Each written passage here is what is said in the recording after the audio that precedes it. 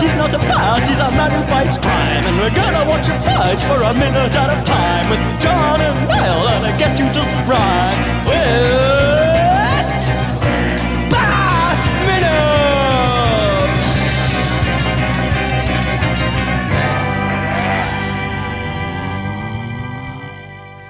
Attention, citizens of Fair Gotham. Welcome once more to Bat Minute and Robin, the show that jumps dangerously into the chaotic waters of Joel Schumacher's Batman and Robin, 1 minute at a time. I am one of your hosts, John Parker. And I would tell you my name, but one does not discuss their identity on a podcast. It's not civilized. But because it'd be awkward if people are like, who is this guy? It's me, Niall McGowan. Who is this mysterious announcer? Or something, I don't know. At the time, I don't even know if people listening, if they pay attention at the beginning. They might be like, I don't know who the guys are who host it. They're just there's just two voices, yeah. One of them's Irish. Yeah. Well, it says he's Irish, but apparently a lot of people don't believe it when they hear the accent, but it's true. Fake Irish. Yeah. Well, we have another, I was going to say famous accent on the show here. Another known one to our listeners. We are joined by the Bat Minute Hall of Famer. There's a physical Hall of Fame now. We've constructed one here in Liverpool. You can come and visit. There's a photo of me? Yeah, there's a photo of you. There's a gift shop. There's everything. It was a commissioned oil painting. Like it was very, very expensive. Just tell me it's better than Omar's. Oh. Well, you've probably put it together, listeners. We're joined by Dael Kingsmill. Woo! Thank you so much for having me. Yeah. I now actually want to make a physical Hall of Fame. And I'm moving house soon, so I'm going to do that. I'm going to actually make like a wing of the house. We are here to discuss minute 73. And the minute starts with a flying fool, and it ends with a sweet smile of resignation. Yeah, I've got to ask off the bat, though, Dael, because I think this could really go either way with you. I have to ask your opinion about Batman and Robin up front, because it kind of gauges the rest of the conversation with people to sort of know where they land on one of the most divisive films of all time. Yeah. You know what? I kind of like it. Yes. I'm not saying I'm not going to put it up there. I don't think it's like my favorite by any means. But it certainly is not my least favorite. I have a fun time with this film. I think it, lacks in places. It drags a bit sometimes. But on the whole, you know what? The villains are giving me so much energy that it's hard not to like it. Yes. Now, we want to hear that. It is good to ask up front now. I think we've established that now, because otherwise you're on shaky ground. Yeah, you don't know. You're sitting talking away, but like, oh, there's this great bit coming up, and the guest is like, excuse me? Great. A great bit? Great bit. Although now I have to ask, what is your least favorite? Because it's like, if you already have a list, it's like, oh my God, what's... Yeah, I mean, I was thinking about that earlier today, and I was trying to rank them. I was trying to figure it out. And I'm just so torn on it, because I think the problem for me is that often the film as a whole, I have a different impression of compared to specific elements of it. So I think possibly the third film, what is that one, Forever? Yeah. I think the third film might be my least favorite. Same. I think that's an easy choice. Are you talking about just the four from the 90s, though? You're not talking, you're including like the Nolan trilogy and everything in this? Oh, I didn't even think about including the Nolan trilogy. If we're including the Nolans, then it's The Dark Knight Rises is my least favorite. We're on exactly the same page, yeah. Because there were so many editing problems in that movie. I don't even know what happened. So that's complicated. But of the 90s movies, I would have to say Batman Forever is probably my least favorite. But to be fair, I mean, I had the very controversial anti-Jim Carrey stance that I could not stop talking about the entire time we did that podcast. That's fair enough. That's fair enough. He is irksome, to say the least. Yeah. And you love him or you hate him. And that's why we just had to talk to you about The Grinch as well. Oh, of course. Yeah. Which was one of my favorite podcasts I've ever done. I can't stop thinking about the Grinch. I'm saying anyway. because like a month later, you're still messaging random theories about the Grinch. It'll never stop. It'll never Well, stop. listeners, if you haven't heard 2020's Christmas special, it'll be now, isn't it? Go back and listen to that. I don't care if it's not Christmas when you're hearing me say this. Just go and listen to it because it's. Yeah, it's like, I think it was a two-parter and it's everything. so It was important. like I can't remember we divided up, but it was like one of those ones. It was talked. It got in depth. Yeah, it was several hours long. That review. It was actively longer than the actual film. I can still sing the Who songs. Sadly, no Who's or Jim Carrey here. We do start with the security guards breaking in. They're finally in. They're going to grab Bane. No, run, my pretty. Fly.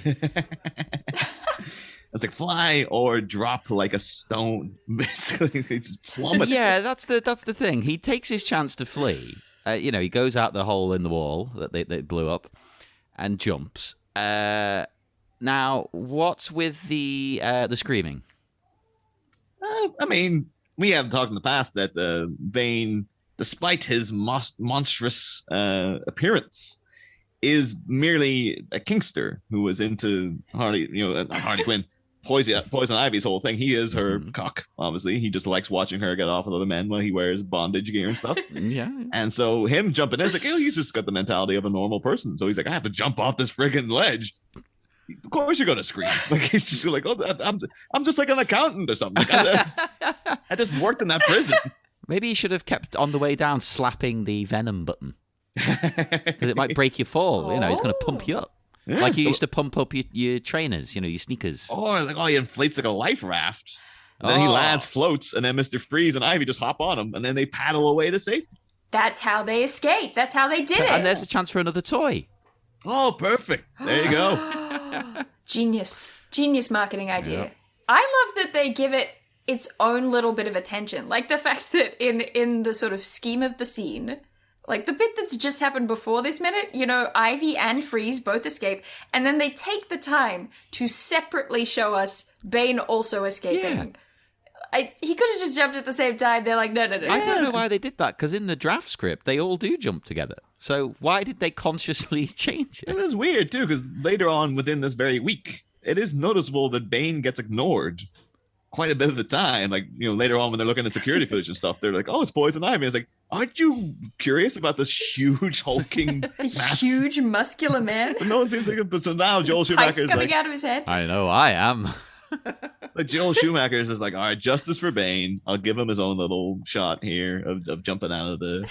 And I was thinking, really annoy me though, because you get this shot of like the Arkham crest, I guess it is, as he's going down, and I was looking at it, trying to work out what the hell what it is. Yeah, I couldn't figure it out. Yeah, it was really, really bugging me. It was like, it could be someone with splayed legs. What? Wrapped in. Okay. Okay, look at it. One of them looks like a leg, and it kind of looks like someone in like a walking stance almost. Well, okay, right, I can see it, but at the same time, why would you think that would be the logo? Because I'm thinking, what else could it be? Like, Welcome to Arkham. Woo! please do not escape from like, to show you not to escape. Here is an image of someone walking, and what appears to be tattered robes. It's either that or it would be like, I know in the Arkham Asylum game, they always had like the little beetles everywhere. And that was supposed to be a callback to the Arkham Asylum Grant Morrison novel where Amadeus Arkham discovered his mother was going insane when he came into her room. And it looked as if she had been eating beetles and they were just all falling out of her mouth as she talked. Oh no, not George. Not Ringo. And the rest. This reminds me, I had a dream last night that I met Paul McCartney. That's a random thing to remember out of nowhere. But Especially strange because, and forgive me if I'm wrong, but you're not really that bothered about Paul McCartney. no, I don't care about the Beatles at all. So I'm going to have to go back and examine that one once we're done recording. But, Your brain was just like, I need a face. This one. Yeah. I've not been coming across any level of Paul McCartney in the past month, I don't think so. But maybe you did, but you like in the background somewhere, your brain stored this image, something you didn't even think about. Mm. You saw it in a magazine. I was going to say a magazine. Who reads magazines? The magazine is dead. Print media is gone. It is, isn't it? When I see a magazine that really goes out of its way to fill a niche, I appreciate that, and I might buy it just on the novelty factor. This Wallington Boots Monthly. It's something like that, and it's like, how are you still persisting? It's fantastic that you are still here. I was like, how much it we just need one person to buy it a month, and that justifies the printing costs. Yeah. Okay, because these days magazines cost about £8 over here, you know. Yeah, but we'll say though, would be remiss if did not mention at this point now, because we're in our final gasps of Arkham. I think last week we did say that was the last scene in Arkham altogether.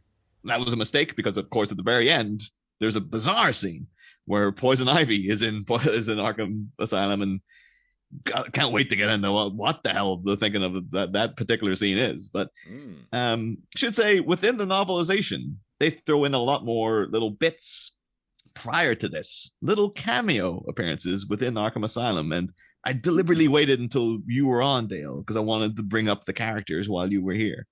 So the first one is like, it actually starts when Mr. Freeze is brought into Arkham. And as he's going past, there's like people shouting out, random things to him and stuff. And then someone shouts out, "I've got one for you. Listen up, okay? What do you get when you cross a magician with an icicle?" And then I remembered, Dale, you were really good at the riddle last time, so I was wondering if I could pose that to you, if you would get it. What do you get if you cross a magician with an icicle? Oh, that's a tricky one, and I know I'm going to be really mad about the answer. It says the answer is a cold spell. Oh, that's pretty good, that one. On the scale of ice-based jokes in this movie, honestly, that's better than most of the ones that made it in. It is, isn't it? Because 90% of them don't work in this, but I love them for that. Because that going in, you'll be like, I guess that could be the Riddler, because we know he's in Arkham from the end of the last movie. Or it could be continuity be damned.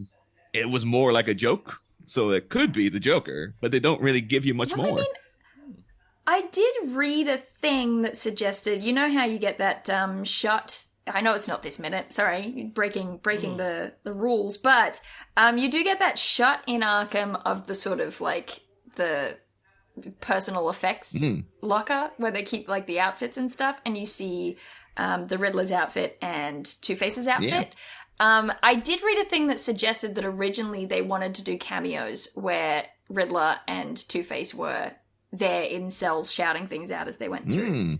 I don't know if that's true or not, but that is something that I read with my eyes. It's like that shot really does suggest that Two-Face is still going. And it's like, he was pretty dead the last time we saw him. So unless it's one of the, I guess we did cover in Batman Forever, there were multiple Two-Faces.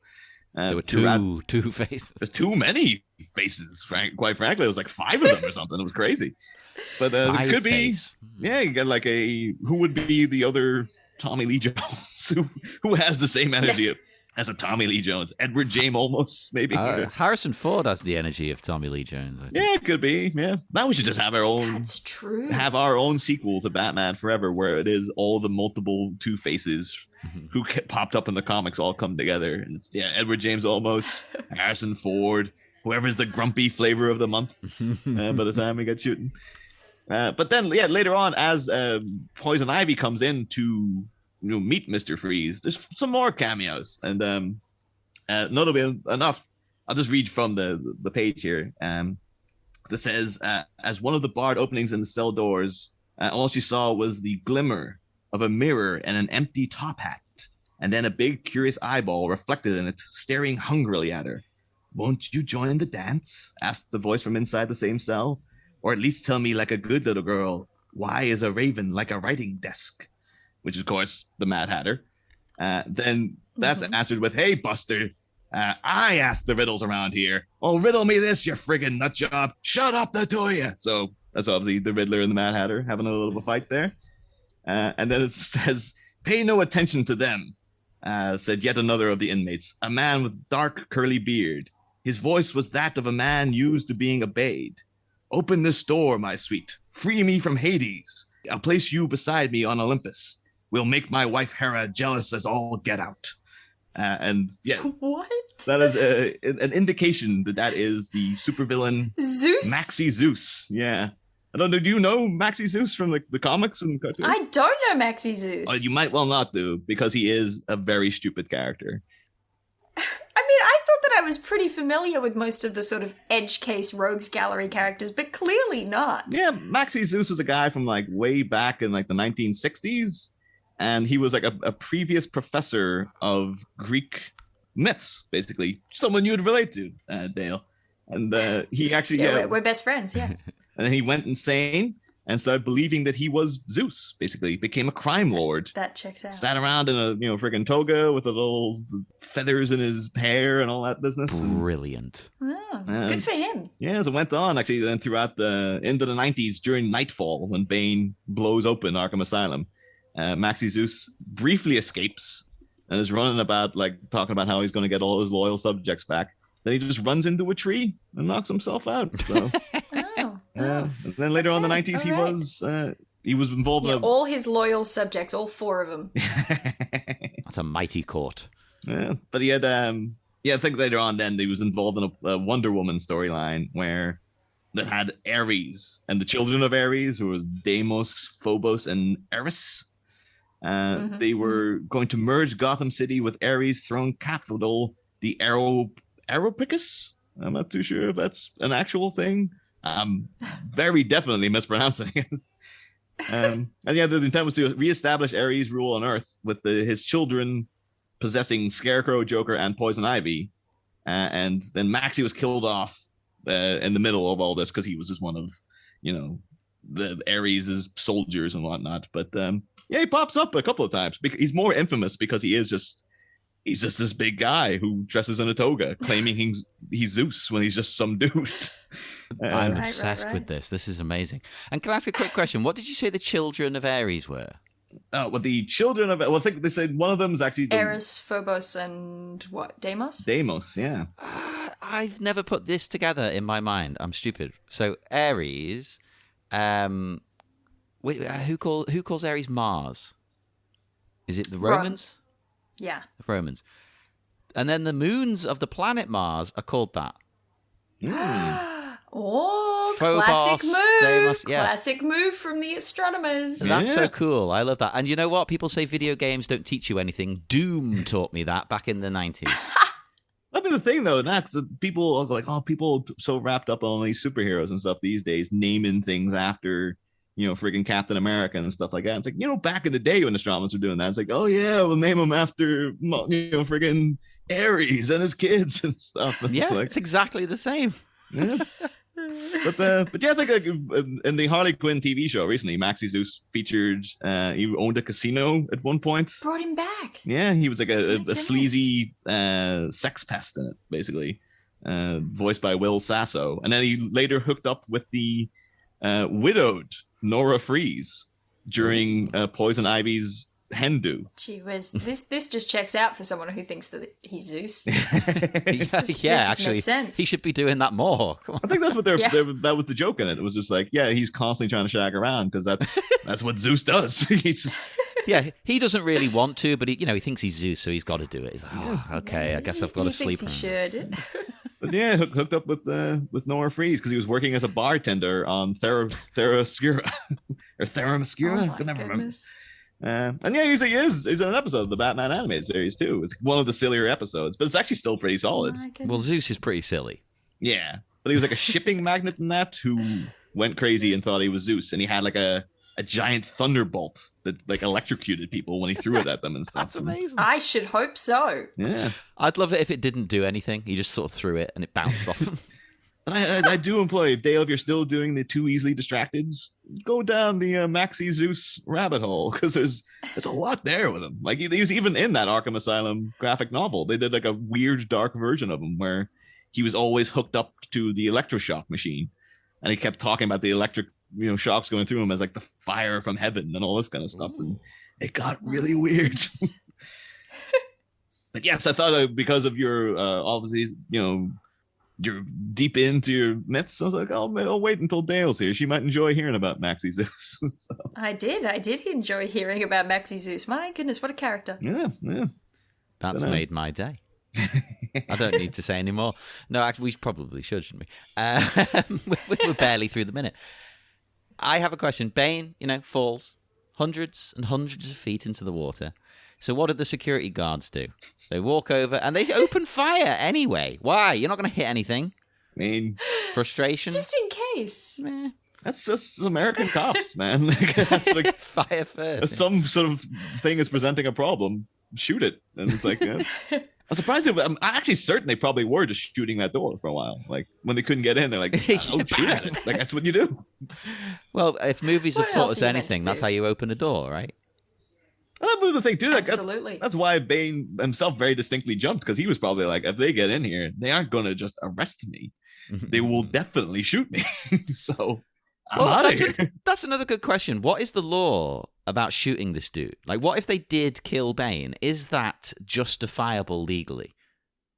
I know he's a criminal, but what's he done to justify being, executed? Okay, but let's be real. If we're gonna touch on the concept of U.S. law True. and how it applies to United States police officers, the legal question of it probably doesn't matter so much that's as a good whether point. or not they will get away with it. They've got that. What do they call it? The thing that means that cops just never get in trouble.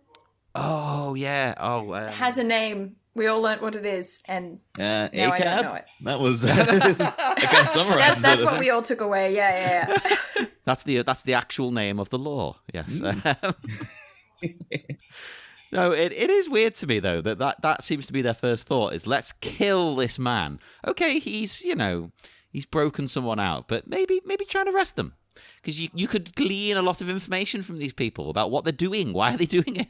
It's all those scenarios too, but you'll see it in things where like people are lifted up by criminals and forced to do things. Like he could have, well, they know Bane's a victim and all this too, but Yeah. might as well just keep on shooting just in case we hit him. He could be in bondage, not in the kinky way. Yeah. Like he could be, at Ivy's whim. Well, I mean, he is, but I do kind of like the idea of them using him as a raft, and then when they shoot, one of them accidentally grazes his muscles, bursts the muscle, and then they speed off down the river like on Bane like a speedboat. it makes him go quicker. Like, Like, damn it. And then the next time you see him, he's got like one deflated skinny arm. But the rest of him's just normal Bane. You just won't use that arm. It's fine. It's totally fine. I would love just one skinny leg, and so every time he takes a step, it's like a drastic change in height. oh, that was my good leg. Never skip leg See, we day. can say that it's very silly for the cops to lean out and try to shoot him, but if one of those bullets had gotten lucky and had hit that tube going into his head, oh boy, would it be a different second half of that movie. Oh, yeah, true. Yeah. Well, to say too, I think it was at the same year. It wasn't Face Off 1997, like the John Travolta Nick That Cage. sounds right. I remember there's a big scene where Nick Cage escapes from that prison by just jumping into the ocean, Yeah. like from a massive height. You can I was buy like- it when it's Bane. Yeah, I remember at the time watching that because, we all know Face Off is about as realistic a movie as you can possibly get. The And, science checks out totally, yeah. Yeah, everything in it makes total sense. And John Travolta is in no way a different height and build than Nicolas Cage, so it would totally blend without any real problems. But yeah, I just remember always thinking, because he's barefoot as well. It's like he jumps bare feet first from that height into that ocean. He's gonna break those feet, and then he's gonna freeze to death. That's that was me out of the movie. Then I was like, I'm sorry, Face Off. This is too silly for me. And to this day, you can't watch it. Yep. Never seen the second half. As far as I know, John Travolta gets away with it. John Travolta or Nick Cage, whichever one you prefer. It is confusing when you watch that, and you have to put yourself in the headspace, isn't it? Of like, okay, so this is Travolta pretending to be Cage being Travolta. Yeah. You're like, hang on, wait, what? I did also enjoy too, Dale, when you did a video on like the myth of Castor and Pollux. and all the comments were just about Face Off. It's like, you know, that's the name of the guys in Face Off. I've never seen it, so I was just like, yes, good. I'm happy. I was useless. Now we need to do a bonus episode, Face Off, with you. For Christmas. Totally. It's a very Christmassy movie. Yeah. Ripping skin off your skull. It's very Christmassy. It's one because I think it's set in LA, so it's like it could well be Christmas there. You can't really tell the difference. Yeah. And you would get, again, Dael being in Australia, you'd be like, oh yeah, Christmas is sunny here too. So it'll make you feel even more festive than Whoville did, because like, well, I can't relate to that. Well, now let's not get crazy here, because Whoville was pretty festive, and I'm very attached to it now, much to my surprise. Your whole house now just looks like Whoville. Yeah, and everyone else hates it. It's because that was the worst part of lockdown, where your family was just like, oh, we all right if we could leave the house, but it's just me in the background. Dahu forest fahu. Yeah. But anyway, speaking of households, we cut back now to stately Wayne Manor, with Alfred doing the classic fatherly thing of going around and shutting off all the lights. Yeah, that was my dad. Yeah. If you leave a light on, if you leave a light on in a room and you've only just left the room 10 seconds before, he'll shout at you like, "What are you doing? Turn the lights off!" See, he does look quite forlorn. It probably is because he's just after saying, "Oh, does the invisible man live here as well, sir?" Yeah, I used to get that one. Yeah. Oh, I can't wait to have kids so I can do that as well. I think parents do it because their parents did it to them. So they're like, oh, I'm looking forward to being a jerk to my child. It is nothing but a cycle of abuse. It's part of the light fun. Switching off. Yeah. I do love though that this is where we get, because we've just had it revealed that, I mean, there were hints the whole way through, but it's only just been stated. Alfred is sick. Alfred is dying, right? This is the first scene that we come to after that. And we see that someone has left all of the lights on. Lamps, ceiling lights, all of them. All the lights are on. And Bruce is letting Alfred wander around this room and turn the lights off himself. Bruce could do that, but he just won't. Yeah. He should be like, no, go sit down. As Alfred's doing it, he's like, well, I know you're sick. But I'm still going to oversee you doing your duty. No, to be honest, I get the vibe Alfred's the kind of guy who would be like, no, I want to do it. Yes, yeah. I think I can imagine him like literally on death's door going on like hanging up washing on the line in the back and stuff. It's like, this is what I do, sir. Although I do find Bruce's question weird. I get he's probably doing it out of politeness. It's just what you do. But he says to him, Alfred, are you well? It's like, he's not well. Why are you even asking that? Take over for it. Turn these lights off yourself, man. Stop being lazy. I thought the phrasing was weird, but I think it's in particular because I've seen Canadian media where they say, instead of saying like, are you okay or whatever, they will say, are you well?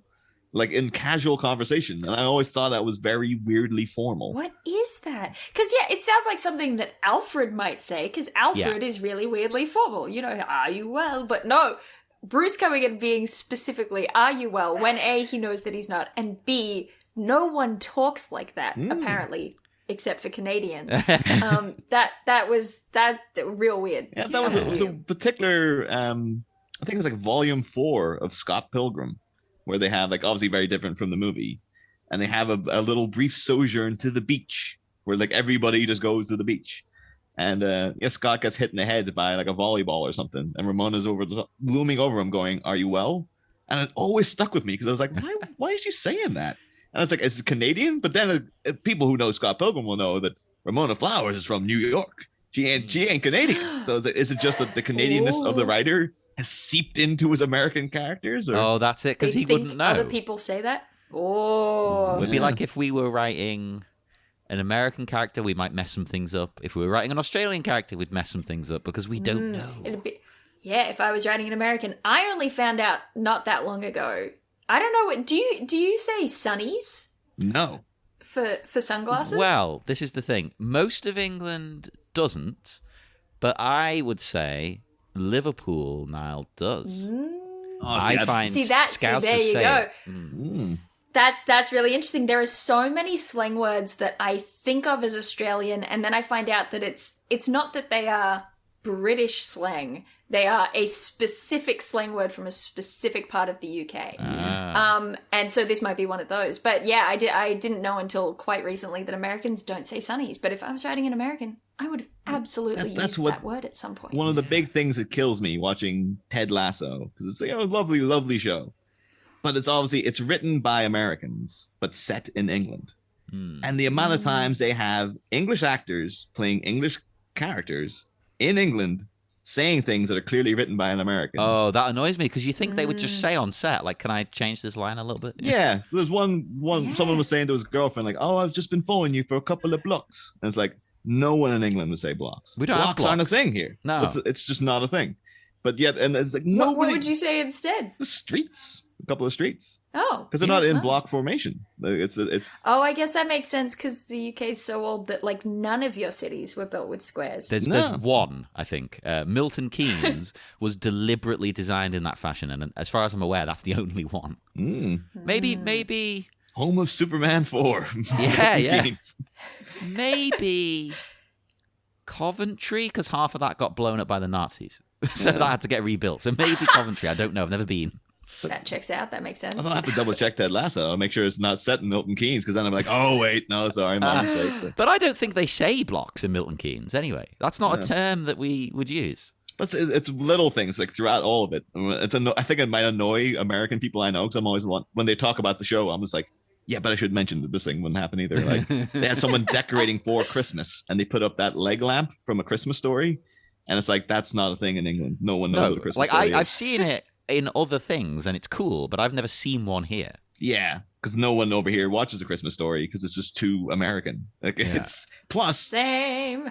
We'll also say I have watched it because I sought it out, and it's terrible. I hated it. So there's also that problem as well. But hey, I'm sure most of our Christmas traditions are terrible as well. That's fine. But what was it? I was going to say something about Alfred. I've completely lost my train of thought now. God damn you with your Christmas and your Ted Lassos. So Alfred, once again, exemplifies England, I think, as opposed to Ted Lasso, with his response of, as well as can be expected, sir. It's the most English thing ever, isn't it? It's like, oh, I'll manage. I'll be all right. Yeah.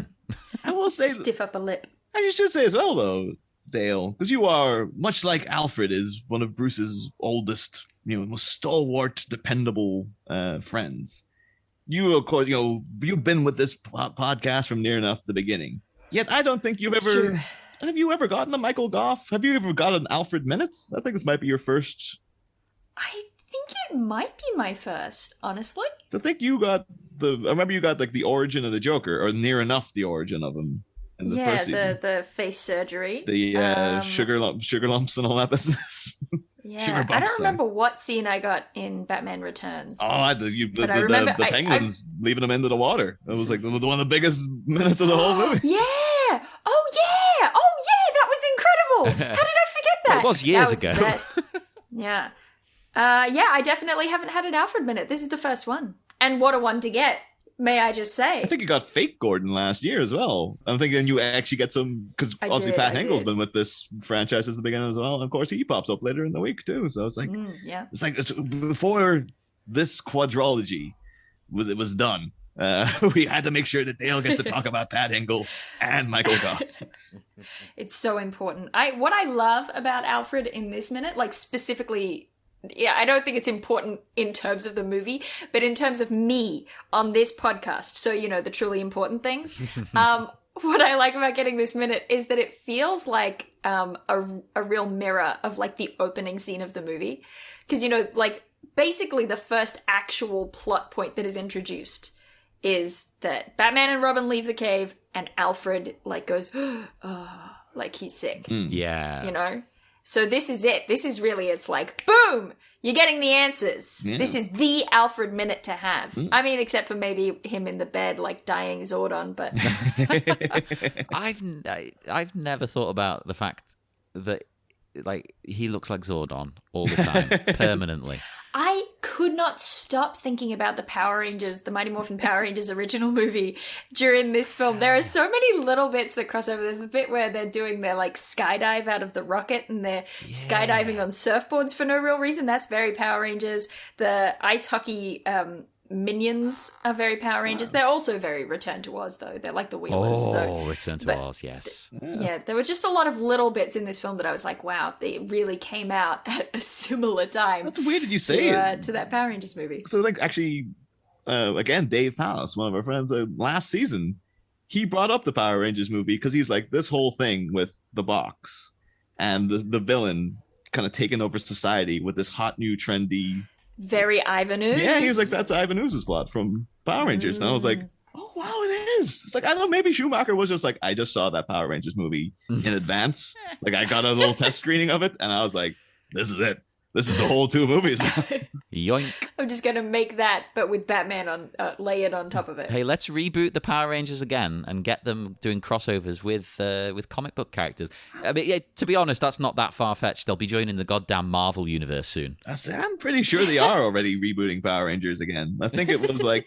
I didn't even mind the last movie, the Bryan Cranston's one. I loved the 2017 movie. I feel like it did the dramatic thing that a lot of tweens would love for Power Rangers, but it also let itself be silly in the right places. I mean, this is completely irrelevant. I'm very sorry, but I have strong opinions. No, that's fine. Actually, I found a relevant strong opinion. Can I give a strong opinion? No, go ahead. All right, because I would just like to bring up that George Clooney as Bruce Wayne should be a match made in heaven. Yep. That should be the perfect Bruce Wayne. I don't know about Batman, but Bruce Wayne should be exactly his jam. And he gives me nothing in this film. Yes. Nothing. That's the thing. I actually think there's a line of dialogue in this minute that I think answers so much about what's up with Bruce Wayne.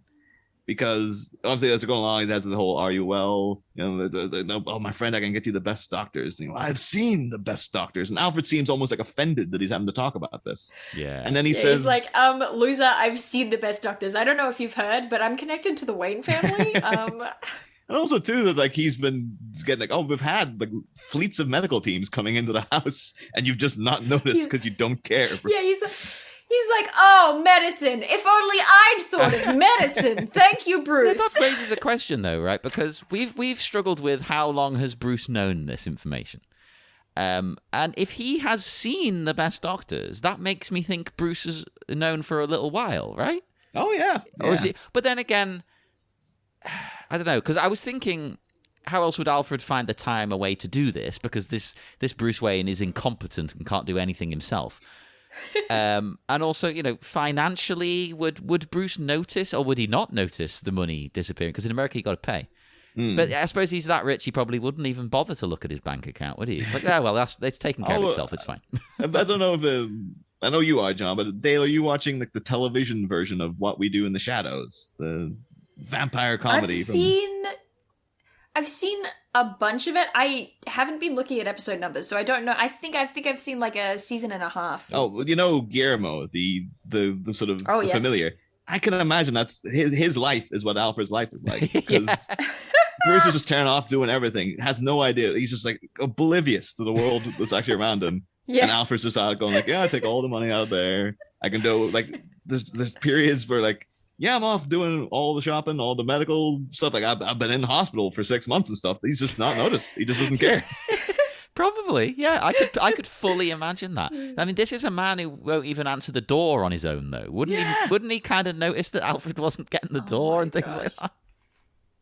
Don't get me started on Dick coming down from upstairs to open the door when Bruce is right there. Well, I'm rich. I can't get the door. What would I even do? Just stare at it? The door across the room from us, like the doorbell rings. Alfred, go and get yourself, asshole. I mean, I get it. Like, okay, you have the help. You know, if you're rich, they do this thing, but you're standing next to the door, right next to it. Just get it. But the thing is, though, much as I love Alfred and Michael Gough's portrayal, I can't help but think like he is at a massive amount of fault for what Bruce Wayne has become. purely He through did the raise him. line, a gentleman does not discuss his ailments. It is not civilized. It's like, now we know Bruce Wayne, guy who never got over his parents' death, was probably told at 10 years old, one does not discuss his psychological trauma, sir. Oh, he It is not absolutely would have Oh been civilized. my told gosh, you're so right. Because not only is that a very English thing, but it's also a very old-fashioned thing. Yeah. Probably from when he was young. So he's passing that on. That is 1,000% is gosh. his fault. Yeah.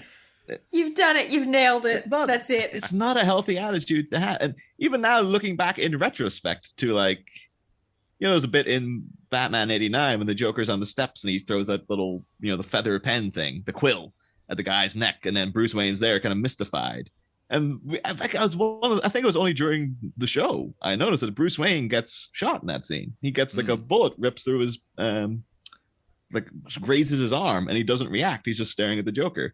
And now it's just like, well, a gentleman does not discuss his ailments, is what Alfred always said. So, yeah, I got shot in the arm, but you don't say anything because, like, well, no, it's not civilized to say, like, oh, I've been injured. I need to do something about this. I think there's... Yeah, he's like a stoic in the classic sense, like in Shakespeare's Julius Caesar when Portia stabs herself in the leg. He's that kind of stoic. Definitely. That's why Alfred isn't, this version of Alfred ain't down in the Batcave when he comes in to patch him up. Because like when Batman Returns, he has to take out Catwoman's like little thing that she's left on his side. Like, oh, Alfred, can you bring me down some ointment? And Alfred's just chilling upstairs. It's probably because this version of Alfred is like, you patch yourself up. I don't want to hear about it. Like, it's not gentlemen don't discuss when they go out and get their legs broken and stuff like that. You just get on with things. It's like, dude, this is the worst environment to raise a child with this curmudgeonly old guy who is like, Alfred, I'm really sad about my parents. And yeah, he wouldn't let you cry about it. Let me tell you. If Bruce's tears were flowing, he'd be like, nope, sort yourself out. Quick little smack. It is like a fascinating thing. I was like, what the hell is? I think in the novelization they try to ease this a little bit by having an earlier scene where Alfred brings in a psychiatrist for Bruce when he's a kid, and he's just like, well, don't know, but like, see, no, a gentleman would not see a psychiatrist. Yeah, the novelist definitely doing a lot of heavy lifting there. But this is now with that line makes Alfred potentially the greatest enemy Bruce Wayne has ever faced. This is just like that time in the comics when they said that he was the Joker. Oh, yeah. Do you remember that? It said that he was a Joker in the. I remember there was a recent comic where like the Joker turned Alfred into like the corpse of Alfred into a Joker. That was cool. Yeah. Ooh. It sounds saying it was cool makes it sound like, oh, it's really edgy and hardcore, man. It was a genuinely good story. Yeah, I don't mean that. I don't mean it was radical. Yeah, it was extreme, wasn't it? Metal man. No, I think these days though there's a bit of that lingers still, even with me. And I, like last year I broke my foot, and it still hurts now, but I just kind of hobble around. I get on with it. I don't know. That's bad. That's bad. Oh, but what they're going to do? They're not going to do Have you it. seen any doctors? Work forced me to at one point, and the doctor was just like, well, I can't really do anything. Good. Like, you just... Oh, I hate it'll that. just get... It's like when I went to the physio and I said my wrist, I fell in a creek at some point and my wrist has just been jacked ever since. And I explained it to the physio and she was like, okay, does it hurt a lot? And I said, yeah. And she said, do you play sports? And I said, no. And she was like, well, there's really nothing. Just don't. Oh, you want to do stuff. You just if want it like some hurts. exercises or something. Like, exactly. I was like, please help me not be in pain. And she was like, well, you don't do sports, so it's not really important. Oh. Holy moly. Jeez Louise. that's crazy to me. Yeah. Well, to be honest though, I can see it does. Like my foot, I thought was fine, but I started working out again for the first time in 2 years. And ever since I've been doing that, my foot is just in agony all the time now. But you ask the doctor, it's like, it'll just get better, I guess. Yeah. It's like, okay. But then at the same time, so I'm just sort of getting on with it. Went to school for 10 years for this. So I'm just kind of getting on with it. And then at the same time, though, I'll be all over Facebook telling you about my bowels, So I'm kind of in the middle on it. Absolutely, like you saying that, Dale, but I'm also picturing, listeners might not know, but like near enough every time you've been on this show, within days after, you're usually in the hospital having to deal with kidney problems and stuff. Yeah, it's the curse of the Bat Minute. I kind of imagine you saying like, "Oh yeah, this is terrible," but like every time you've been on the show, sitting in agony with like a piece of wood between your teeth, beating your own knee and stuff to keep yourself going, and occasionally taking it out to say something, and then going back to like writhing in agony in the chair, popping painkillers every 10 minutes. Yeah, it's exactly the minute I hang up is when I'm like, oh, finally I can scream. Like Joey in that episode of Friends where he has the hernia and he's just sort of like, yep, like lying on the floor, totally fine. Yeah. Honestly, though, can kind of relate. Kidney stones hurt. I'm living in terror of them because my dad had one. And then I was like, oh, I don't think it's a hereditary thing or anything. And then my older brother had one and he had to like properly like Deadwood style get it removed through his you know what kind of thing. And he was telling me about it and I was like, I'm just guzzling water all the time now. But even then he was like, it might not be to do with that. It might be a hereditary thing. He's like, don't tell me that. I don't want to know that. Jesus Christ. Oh my God. That's unsettled me. In the minute, I think Bruce, a bit of acting from Clooney here, because I get the impression Bruce does kind of start maybe feeling a bit bad about making Alfred hang around all the time and doing all these things. You know, it's, you know, he kind of asks if he's regretted being with him. Like, you could have gone and done something else. Did you really want to do this? I associate that with, I kind of assumed, and I could just be straight up wrong, I kind of assumed that's because when Barbara comes in, after she's been talking to Dick, she kind of says that thing about how she's saved enough money for what she wants to do. And what she wants to do seems to be to whisk Alfred away from this terrible life of servitude. And then it's revealed, and then and Dick is like, well, he's fine, he's happy, everything's great. He loves turning off all the lights we leave on. It's like hobby, a game, right? We turn off... Yeah, we turn on as many lights as we can every night just to give him something to live for. But she's like, he's sick. You don't even know. He's been pretending he's sick. And then Bruce is like, he's not sick. He's dying. So he was listening in. Yeah. So I kind of assumed that that was him going, what if she's right? What if he does hate working for me and me turning on the lights every night? Oh, he is questioning it a little bit, isn't he? He is sort of like, did you waste your life being with me? I'm a dick. Yeah. I am Dick. I know I look a lot like Dick because we got the same haircut and we kind of wear the same clothes and stuff. But we get quite a nice response though from Alfred, I think, and I don't think he's lying either, because his response shows that Barbara might be wrong. He's got no regrets. In fact, he seems proud. You know, he's been looking after a true hero. Yeah, although again now looking at this as a 4-film set, him turning around and like, oh, looking after heroes. That was my only regret is that I wasn't out there with you. And it's like, imagine Bruce been like, I have no wish to spend my few remaining years grieving the loss of old friends and their sons. Yeah. That's what you said to me in 1989, Alfred, as you were begrudgingly putting away my Batman suit and making me feel like crap when I was going up against the Joker, who was like the weirdest thing I had to deal with at that time. You made it seem as if a whole crusade was for nothing. And when I was being an idiot, and now you tell me, oh, my only regret was that I wasn't out there with you. Well, he's grown. He's grown now. It's like it's like a parent who doesn't understand. I don't know, you coming out as trans or something. It's like at first they don't understand. But over the years, that's like, okay, I get it. I get it now. Okay. That's.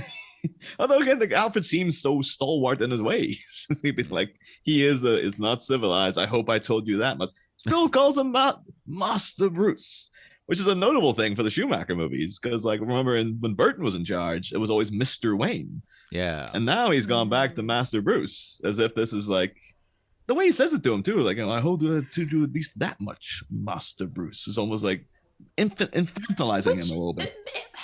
By the way, I mean, no wonder this scene has such weird vibes. Imagine the relationship of being raised by a guy. Like, you were a child when your parents died and you were raised by your butler over whom you have ultimate control. Like, that's such a weird relationship because they're kind of both in charge. It's odd. I don't get it. Yeah. Maybe that explains that weird sort of back and forth and things like that. Because who has ever experienced this outside of, I don't know, medieval kings? You know, you can become the king when you're like 6. So it's like, okay, you're raised by, what do they call it? The person who's in charge. There's a word for it, whatever, a regent or something. But then when you're old enough, you take over. It's like, okay, so you were like my dad, but now I'm your boss. Yeah. I don't know. That's strange to me. It's almost like you wonder at any point, like the classic thing you're not supposed to say to the police when they're harassing you, going like, my taxes pay your salary. You always wonder if like Bruce is like, I pay your wages, man. Don't you tell me what to do. I'm like, you little. Oh, imagine the fight. I can never imagine Alfred being like, why you little. I can always imagine him be like, he'd be so formal about everything. I'm like, well, but remember, these old-fashioned formal people, they're the sort to come and hit you with their slipper. That's true. But it's like Alfred, like old man Michael Goff taking off his slipper. Oh, come here, Master Bruce. How do you think Bruce got to be so agile? He was dodging the slipper. I'll give you the beating of your life. You know, and Alfred, he would only be wearing slippers in like his private quarters too. He'll be like, oh, it's a special occasion if you catch him wearing them. He has to go and get them. Wait here. Oh man. Although I did also have to, was it on air when you were talking, John, about like the old magazines that you just don't get in it, like the, Fisherman's Weekly and all this kind of thing. Yeah. We're just talking about this turning off lights being Alfred's hobby. I wanted to see on the table like turning off lights monthly. These new energy saving bulbs are really a joy to watch turn off, sir. Oh, would he like or not like the modern bulbs that you can get on and you can set them up like on your phone? I think he's probably still getting like adjusted to electricity. Wait, you know what? This is Wayne freaking Manor. They can't afford clap lights. That's a good point. Again, that could be. One does not clap to turn off a light. It's uncouth. It's not civilized. That's very boorish, I think. Yes. I can imagine going around with like one of those things you like lamp lighters would have to turn off the snuff out the fire. like in Mary Poppins a Returns. Snuffer, yeah. Okay, now we need Lin-Manuel to play Alfred. I think I've seen enough of Lin-Manuel Miranda just in that Mary Poppins movie to do me the rest of my life. I think Dick Van Dyke wasn't in that movie that much, but why they go? No, every other scene is like, hello, it's me again. Like, get out of here, Lin-Manuel Miranda. And when you said Al, I'm going to call him. I'm going to be like Dick. When Al says, he wishes he could have been out there with them. I just kept thinking of if the listeners know this, I don't know if it made it to America. I thought of Dark Place because the character in that, when he's like, I wish I could have been out there on the ward with you young bucks, but I'm tired, wasted, spent. And it just made me think of that. So now I also want Richard Ayoade to play Alfred. Yeah. Honestly, good casting. It would actually be a good, like, if you were to take, like, recent developments with the character of Alfred, where he was like a super spy back in the 60s. Oh, he's an action man. He's all go. He's all sex. Yeah. This line would make sense where he'd be like, I wish I was out there because you are reminding me of me back in the day. But like, yeah, I'm old, spent.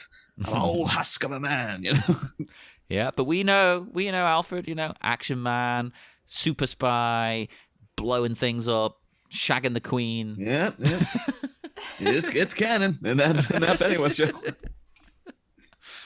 Oh, but Bruce gives him a lovely little sweet smile, doesn't he, as the minute ends? I did quite like that. I kind of interpret that smile like him saying, I just want to be out there with you, sir. And Bruce's smile been like, we've been through this, Alfred. We haven't got the insurance for that, man. Like, even you getting in the Batman suit would be a problem. Oh, he brings it up every week. Yeah. Oh, I wish I could be out there. That's why, like, when he had that suit for Dick Grayson at the end of the last movie, like, I took the liberty, sir. That was my outfit that I was planning to go out in. But... And we're roughly the same shape and size, yes. I will say we get that classic line, not all heroes wear masks. But that's next. Very close. Next minute, though, so... Oh, that starts at the next minute? Oh, Yeah, man. so should we... Spoilers. Shall we take that as a cue to go into the next minute? And... Let's do it, because we've hit a full hour on the first one. No. We will head off now into the dark, dark night. Dael, would you like to promote your work and tell people where you can be found online? Oh my goodness, I would love that. So you can find me on the YouTubes mainly. My channel is called Monarch's Factory, where within an inch of hitting 100,000 subscribers. So who knows when this one goes up, whether I will be just shy of or just beyond 100,000 subscribers. But please come subscribe to me. I want it. The number's not important, but I do want it. You could also find me, I've started streaming more regularly on my Twitch channel, which is twitch.tv/Daily Dael. Generally, you can find me all over the internet just by typing Dael Kingsmill into the Google search. Hey, I actually have notifications set up, so when you stream, it comes up and tells me, like, oh, but it's, of course, because of the time difference, it's always a time I can't actually watch. It's like, oh, God damn it. Well, I mean, on the down low, I have something coming up that will have me probably streaming more UK hours. So, mate, I I can actually tune in. games. Well, secrets. mull that over, people, and try and guess what it is. No one and does go not and check discuss all their of that Twitch out. secrets on air. It's not civilized. So we will consider that. And yeah, come and speak to us, all the usual. Can't be bothered. Facebook, Twitter, Instagram. Just type in Bat Minute. We'll come up. And we will be back on Wednesday for more exciting action and a new minute. Next time, I scream, you scream, we all scream for crime scene. After the manor's major domo confesses his case of major FOMO, Dick dictates to Bruce that they should go, go, go. It seems the abominable Adonis has given authorities the slip, but can a peruse of his igloo HQ provide our pal Edins with any cool clues? We head to a literal headquarters on Wednesday, master listener. Same bat pod, different bat minute. We'll be back.